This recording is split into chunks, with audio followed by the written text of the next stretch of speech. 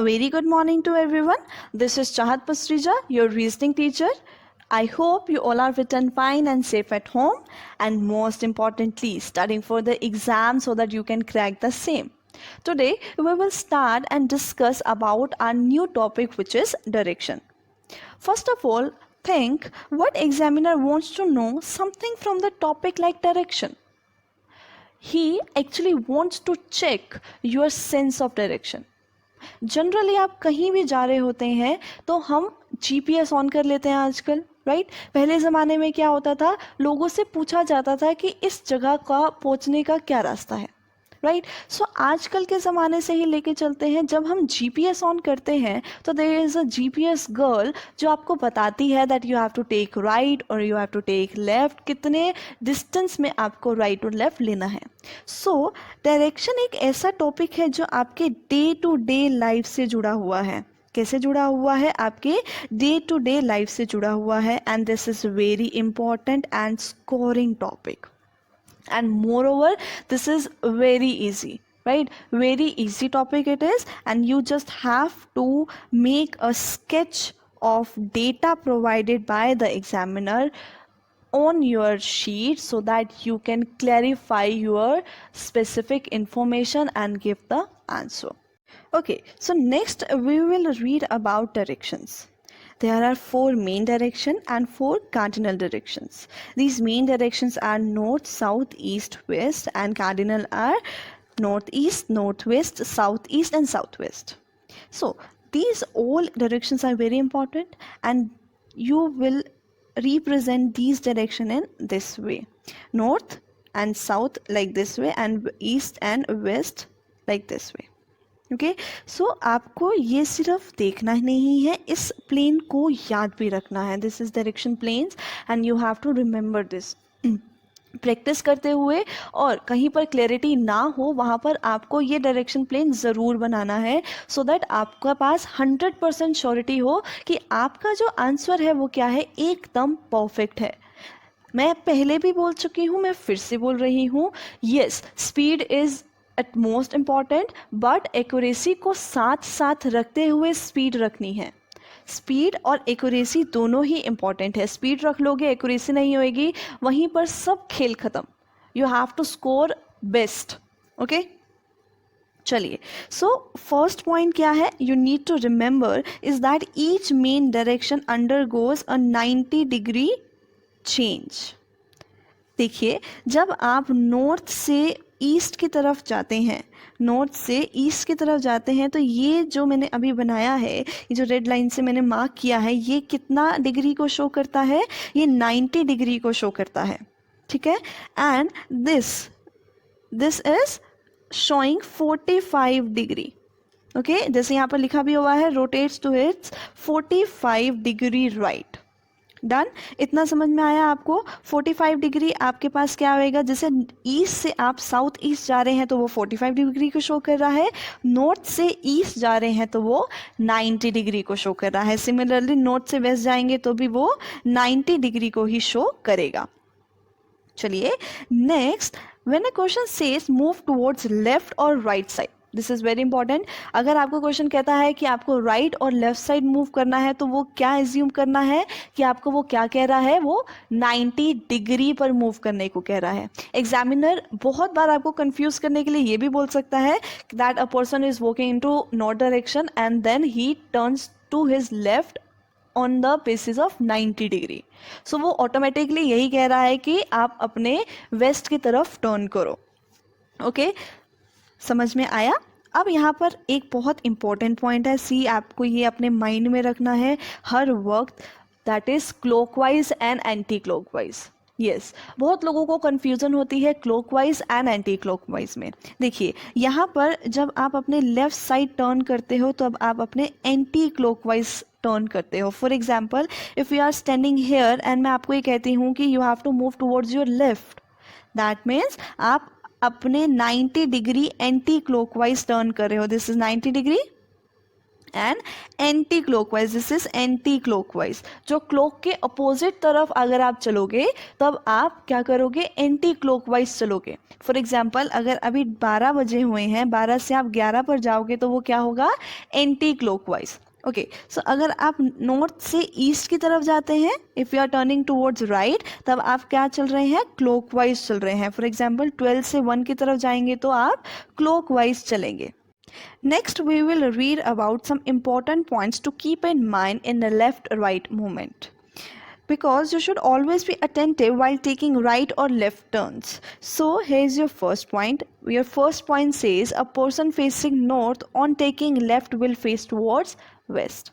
Very easy. अगर एक person north की तरफ face कर रहा है, this is north, like this is north and he is facing towards north, अगर उसे लेफ्ट टर्न लेने को कहा जाता है तो वो फेस किसे करेगा, वो वेस्ट साइड फेस करेगा। This is west, see this is your panel, north, east, south and west. ठीक है, अगर वो उसे लेफ्ट लेने को कहेंगे तो वो वेस्ट साइड करेगा, अगर उसे राइट टर्न लेने को कहेंगे तो वो ईस्ट साइड फेस करेगा। This is very easy and इसी के रिलेशन में ये सारे पॉइंट्स हैं, like if a person is facing west, if a person is facing east and south, what will happen when they will take right and left turn, just give it a look so that it will be more clear to you. Okay, so next we will move towards some more important points. This point is very important. You have to keep or mark starting and ending point differently so that you can differentiate between them and other points. देखो, आपको कई बार ऐसे questions मिलेंगे जिसमें आपको कहा जाएगा कि आपका स्टार्टिंग पॉइंट और एंडिंग पॉइंट में डिफरेंस क्या है, या फिर आपका स्टार्टिंग पॉइंट एंडिंग पॉइंट से किस डायरेक्शन में है, या फिर आपका एंडिंग पॉइंट स्टार्टिंग पॉइंट से किस डायरेक्शन में है। That means your only focus is on starting and ending point. Okay, so starting और एंडिंग पॉइंट अलग से मार्क करोगे, या फिर जैसे स्टार्टिंग पॉइंट पे एरो डाल लो एंड एंडिंग पॉइंट पे एक सर्कल लगा लो। सो आपको क्या होगा, क्लैरिटी होएगी कि आपका स्टार्टिंग कौन सा है, एंडिंग कौन सा है, कंफ्यूजन नहीं रहेगी। सिंपल एज दैट, क्योंकि आपको जल्दी जल्दी करना है, कंफ्यूज नहीं होना है। चलिए नेक्स्ट, आपको ये जो डायरेक्शन पैनल है इसे बनाना है, डायरेक्शन प्लेन्स को बनाना है ताकि आपके पास मोर क्लैरिटी आए और आपके पास श्योरिटी आए, 100% surety. Next we will move towards one of the most important point, that means आपको अवेयर होना है इस जियोमेट्रिक रूल के लिए, दैट इज पाइथागोरस थ्योरम। आई नो बहुत ईजी है, इंटरेस्टिंग है और स्कोरिंग भी थी हमारे एग्जाम्स में स्कूल टाइम में। नाउ सी, पाइथागोरस थ्योरम आपको कब यूज़ आएगी, आपके पास इमेजिनरी ट्रायंगल बन सकती है या फिर पर्टिकुलरली एक ट्रायंगल बन सकती है जब आप एंडिंग एंड स्टार्टिंग पॉइंट में डिस्टेंस निकाल रहे होंगे। Okay, I will give you one example.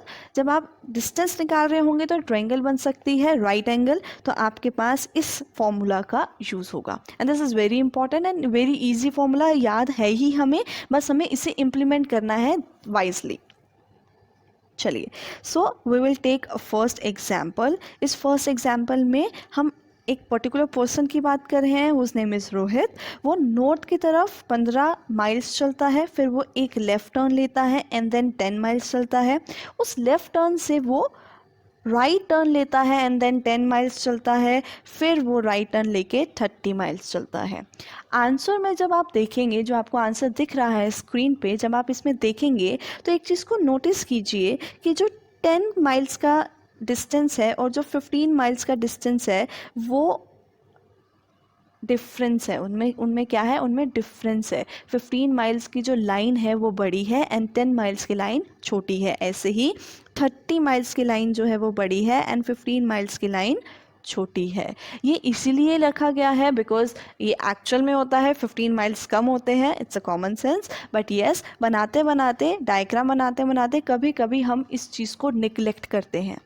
Don't ever neglect this, ठीक है। अब जैसे यहाँ पर हमने स्टार्टिंग और ending point, this is our starting point and this is our ending point को डिफरेंट रखा है बाकी पॉइंट से। यही चीज़ आपको अपने एग्जाम में इम्प्लीमेंट करनी है। चलिए, सो सबसे पहले हमारा जो पर्सन था वो कहाँ गया, नॉर्थ की तरफ गया 15 माइल्स। देन नॉर्थ से जब हम लेफ्ट टर्न लेंगे तो वो किस साइड फेस करेगा, यस अभी हमने पढ़ा वो वेस्ट की तरफ फेस करेगा। फिर वो वेस्ट की तरफ 10 माइल्स चला एंड देन वेस्ट से उसने राइट टर्न लिया। तो जब वेस्ट से राइट टर्न लेते हैं तब वो अपनी नॉर्थ की तरफ डायरेक्शन में चलता है, नॉर्थ डायरेक्शन की तरफ चलता है। This is north direction. Now north direction से उसे क्या लेना है, राइट टर्न। अभी हमने डिस्कस किया वो ईस्ट की तरफ चलेगा and this will be your ending point. बोल देते हैं कि वो जो पर्सन है रोहित, वो चाय की शॉप पे जा रहा है, तो this is tea stall. Okay, now question देखो, आपसे एग्जैक्टली क्वेश्चन क्या पूछा गया है, this was the information for the specific question. चलिए, तो यहाँ से क्वेश्चन पूछा गया है which direction is he from the starting point, this is his starting point. Okay, so I just make it some clear. Okay, this is the starting point. Starting point से आपको इस एंडिंग पॉइंट का क्या बताना है, direction बतानी है। अब यहाँ पर मोर क्लियरिटी के लिए आप क्या कर सकते हैं, यहाँ पर एक छोटा सा पैनल बना सकते हैं। ओके, जब आप छोटा सा पैनल बनाएंगे तो देखेंगे कि इन जो मेन 4 पैनल्स हैं, जो 4 डायरेक्शंस हैं, उनसे कोई भी रिलेशन में नहीं निकल रही है डायरेक्शन। तो आपको कार्डिनल डायरेक्शंस को यूज़ करना पड़ेगा, which will be north east, which will be northeast, and your answer is northeast. Okay, I hope you all understand this point because this is very easy. Just you have to make a sketch of the given information in the form of panels. Okay, next, this is next example. Just try to solve it. I have given you the answer, you can check it from here. अब आपको इस question को खुद solve करना है, एक बार solve कीजिए। They are just 10 seconds for you to solve this question. इससे ज़्यादा आपको एग्जाम में भी नहीं लेना, 10 सेकेंड्स तो बहुत हो गए डायरेक्शन के सम को करने के लिए। चलिए स्टार्ट कीजिए।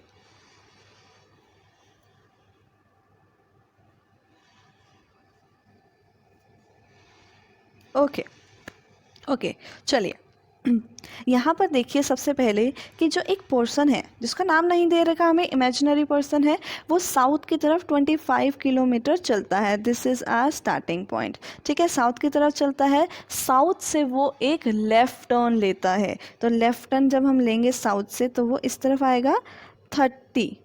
Okay, this is 25, this is 30। Now उसे फिर एक राइट टर्न लेना है एंड 15 किलोमीटर चलना है। यहाँ पर उसका ऑफिस है, this is our ending point. Okay, so this is our starting point and this is our ending point. यही चीज़ आपको बनानी है। कितने सेकंड्स लगे, अभी तो मैं आपको समझा रही हूँ, बट अगर मैं देख के बनाऊँगी तो हार्डली 1 और 2 सेकेंड लगेगा। चलिए, सो this is your exact diagram जो आपने अभी सीखा है।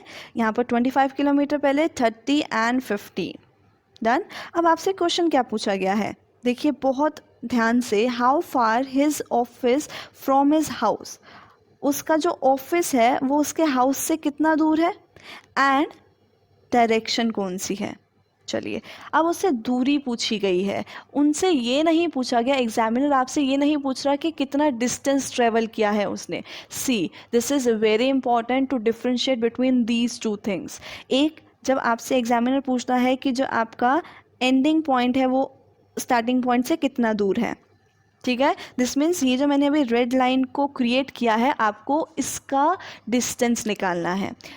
दूसरी चीज़ एग्जामिनर आपसे पूछता है कि स्टार्टिंग पॉइंट और एंडिंग पॉइंट तक आने के लिए एक पर्टिकुलर पर्सन ने कितना डिस्टेंस ट्रेवल किया। तो जो ये ब्लू लाइन है, इनके जो नंबर हैं उनको आप प्लस कर दोगे, लाइक 25, 30 एंड 15। आप इसे प्लस कर दोगे, जो आपका आंसर आएगा वो आपका डिस्टेंस हो जाएगा।